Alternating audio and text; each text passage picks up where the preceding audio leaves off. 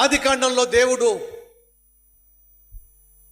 తన మాటను మీరి తినవద్దు అన్న పండు తిని తనతో ఉన్న సహవాసాన్ని, తాను అందించిన సంతోషాన్ని పోగొట్టుకున్నటువంటి ఆది పురుషుడు ఎవరు చెప్పండి?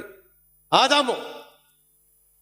దేవుడు ఆదామును సృష్టించి ఆ తరువాత సాటి అయిన సహాయినిగా ఉండడానికి అవ్వను సృష్టించి కుటుంబంగా ఏర్పరిచి అద్భుతమైన ఏదైనా తోటలో వారిని పెట్టి ఏదైనా తోటలో వారికి కావలసిన సమస్తాన్ని దేవుడు దాచిపెట్టాడు. కష్టపడాల్సిన అవసరం లేదు, రెక్కలు ముక్కలు చేసుకోవాల్సిన అవసరం లేదు, కన్నీరు కార్చాల్సిన అవసరం లేదు. సకల ఆశీర్వాదాలు దేవుడు వారికి అనుగ్రహించాడు. కారణం ఏమిటంటే వారు దేవుని బిడ్డలుగా ఉన్నారు కాబట్టి.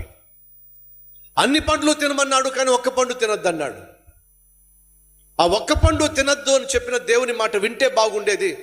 అవ్వ తొందరపడింది, ఆదాముకు ఇచ్చి పండ్లు ఇచ్చేసింది, ఇద్దరూ కలిసి తినేశారు. దేవుడు చెప్పాడు, మీరు ఒకవేళ నేను వద్దు అన్న పండు తిన్నట్లయితే చస్తారో. దేవుని మాట మీరడము ప్రాణాల మీదకు తెచ్చుకోవడం. తమ్ముడు చెల్లి వింటున్నావా? సహోదరి సహోదరుడు వింటున్నావా? దేవుడు నీ జీవితంలో ఏదైతే వద్దో, అది చెయ్యొద్దో, అది చూడొద్దో, అక్కడికి వెళ్ళొద్దో, ఆ వ్యక్తితో సంబంధం పెట్టుకోవద్దో, ఏదైతే నువ్వు చేస్తున్నావో అది చూసిన దేవుడు వద్దు అని చెప్పినప్పుడు మానేయడం మంచిది.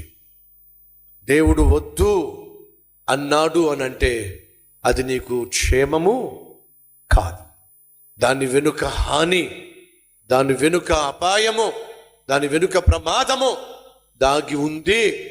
మర్చిపోకండి. వద్దు అన్నా సరే అదే ముద్దుగా భావించి ఇద్దరు తినేశారు.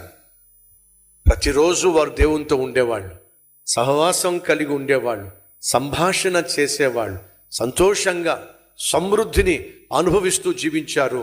కానీ ఆ రోజు వారు చేసిన తప్పు, ఆ రోజు వారు చేసిన పాపం దేవుని సన్నిధికి దూరం చేసింది.